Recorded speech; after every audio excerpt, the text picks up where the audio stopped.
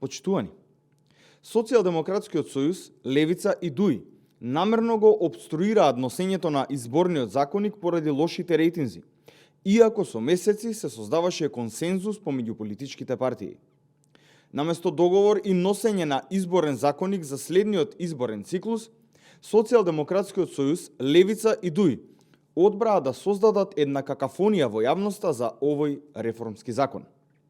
Имено, потегот на Левица да се покажат како тврдокорни пред своето членство со непотпишувањето на договорот за носење на изборниот законник доаѓа токму во период откако увидоа дека рейтингот не им оди како што посакуваат и на овој начин создаваат алиби за лошиот резултат на следните избори и секако прстот го вперуваат кон ВМРО-ДПМНЕ. Вистинската причина за блокирање на изборниот законник е токму стравот и паниката од убедливиот пораз на следните избори.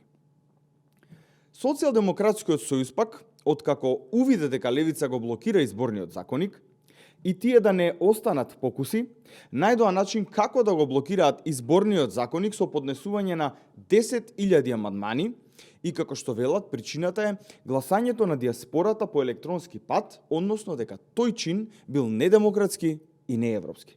Секако и за Социјалдемократскиот сојуз, ВМРО-ДПМНЕ е виновна. Вистинската причина и тука е стравот и паниката од убедливиот пораз на следните избори.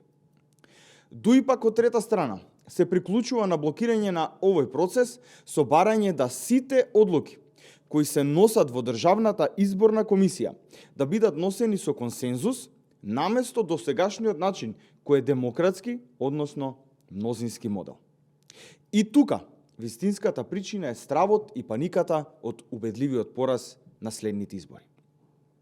Почитувани граѓани, ВМРО-ДПМНЕ јасно и гласно кажа: се она што ќе го побараат и договорат опозицијските партии, ние ќе го прифатиме. Само да се олесни начинот на гласање на диаспората. Со ова однесување на опозицијата се докажува дека за нив диаспората и враќањето на македонските граѓани во сопствената татковина не им е од интерес, туку за нив интерес се само оние партиски интереси. Ви благодарам.